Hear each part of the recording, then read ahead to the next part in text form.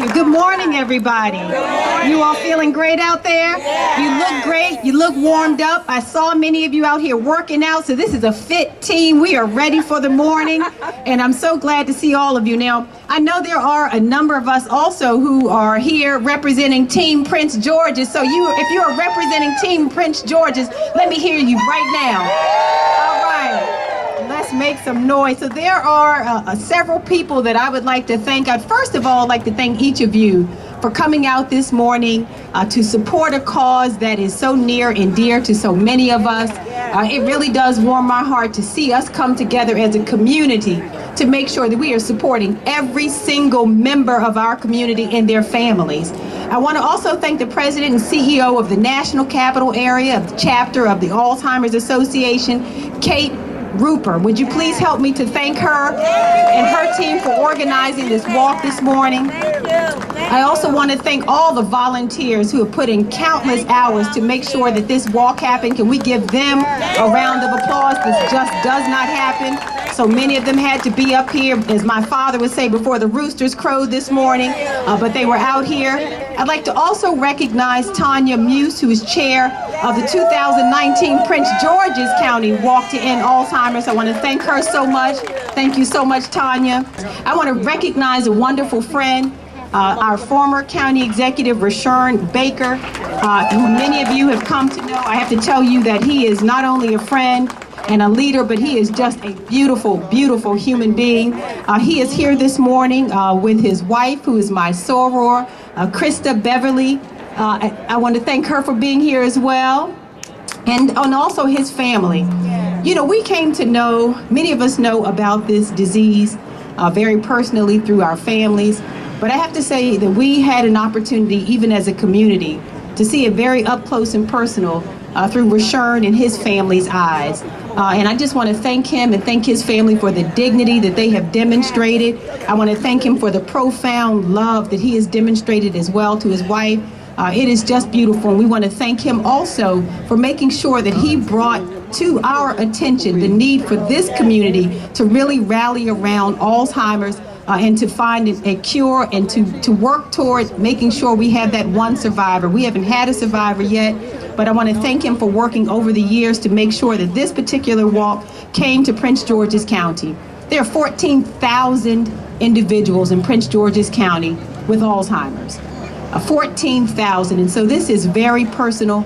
I think many of us have personal stories, including me. I think of my own grandmother, Leela Bright, who passed away 3 years ago. I loved her to pieces, and she was diagnosed with Alzheimer's.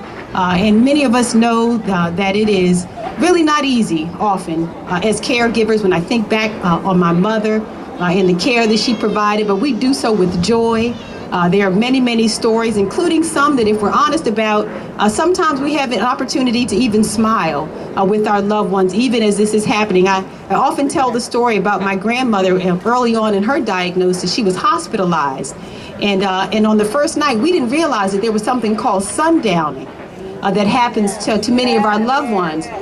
And so I called her the first night after she was hospitalized and said, you know, Lily, I talked first to this nursing staff and said, how was her night? They said, well, wasn't as good. It wasn't so good. So I said, well, let me speak to her, please. I'm going to come up and visit this morning, but I want to talk to her. She picked up the phone and said, listen here, honey, I'm out on 7th and T Streets, and I need you to get down here because I've already told these people that I know you're going to have this place surrounded in just a moment. She said they had her over there pinned up and occupied, and she said she told them, you're going to be in a lot of trouble when my granddaughter finds out what you guys are up to over here.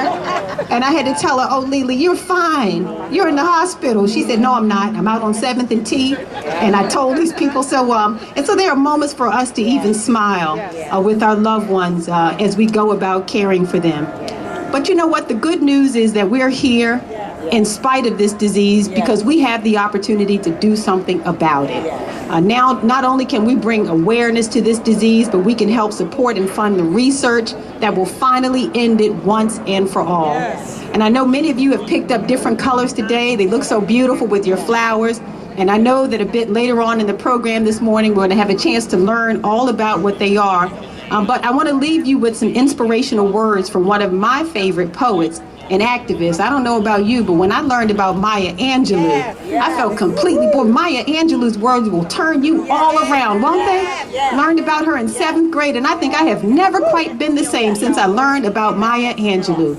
But what she once wrote was, hope and fear cannot occupy the same space. She said, invite one to stay. And so today we are inviting hope into our space. We're inviting hope to stay in our space. And it is the hope that we can bring awareness to this disease within our communities, and hope that one day we can end this terrible disease that is all too personal for so many of us. You're a part of that hope. I thank you so much for being here, not only this morning, but every day that I know so many of us are working to make sure that our family members no longer have to suffer beneath this disease, and that we are there for each other to support each other as caregivers, as we care for those who have cared in many instances for us. So thank you again. Have a wonderful, wonderful time this morning here. May God continue to bless each of you, and may God continue to bless Prince George's County. Thank you.